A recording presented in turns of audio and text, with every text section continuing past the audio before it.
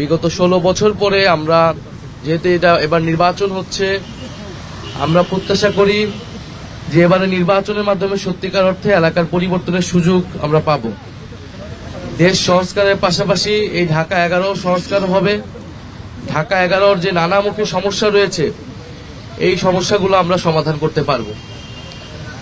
আপনারা খেয়াল করে থাকবেন যে ঢাকা 11-তে কিন্তু খুব বেশি পরিমাণে আসলে খেলার মাঠ নেই।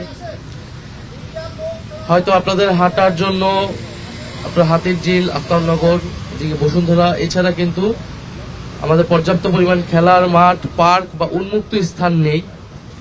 একটি এলাকার মানে বসবাসের জন্য প্রধান একটা বিষয় হয়ে দাঁড়িয়েছে এখন এই উন্মুক্ত পরিবেশ, এই যানজট, এই ভিড়ের শহরে। এবং অনেকগুলো খেলার মাঠ ছিল যেগুলো আসলে দখল হয়েছে, অনেকগুলো পার্কের স্থান ছিল, জলাভূমি ছিল, সেগুলো আসলে দখল হয়েছে।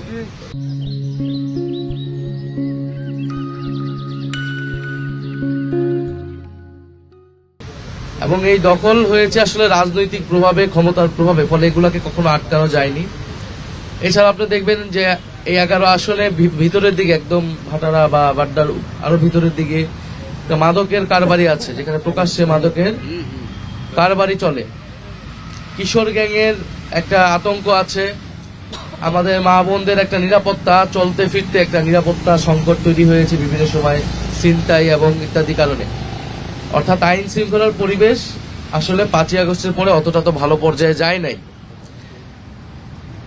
এবং সবচেয়ে গুরুত্বপূর্ণ আরো বিষয় যেটা হচ্ছে যে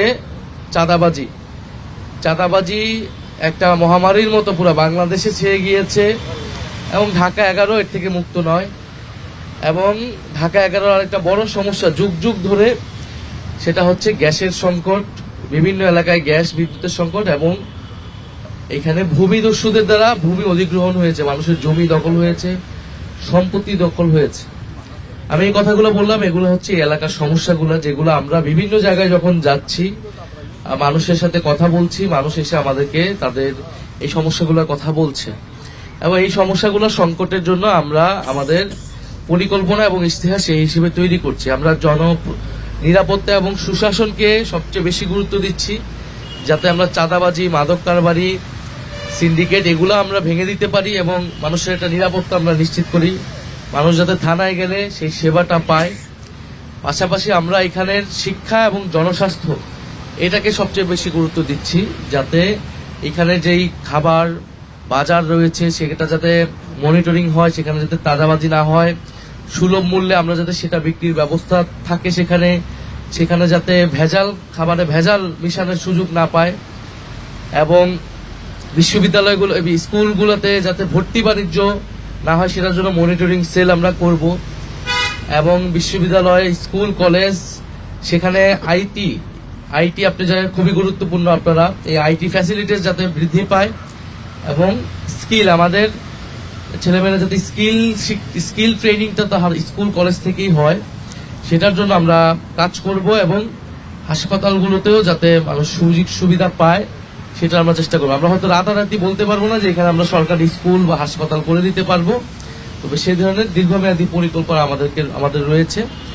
আরেকটি হচ্ছে অবকাঠামোগত, এখানকার যেই বিভিন্ন জায়গায় অপরিকল্পিত নগরায়ন তৈরি হয়েছে এবং এই 11 আসনে বড় একটা সমস্যা হচ্ছে যানজট। সেটা নিয়ে এই অবকাঠামোর পরিকল্পনা আমরা করতে পারি কিভাবে, ড্রেনেজের আমাদের সংস্কার করতে হবে, জলাবদ্ধতা যাতে দূর হয়, এবং এই যে খেলাধুলার মাঠগুলো পুনরুদ্ধার এবং নতুন আধুনিক প্লে গ্রাউন্ড তৈরি করা ইত্যাদি আমাদের কিছু পরিকল্পনা রয়েছে।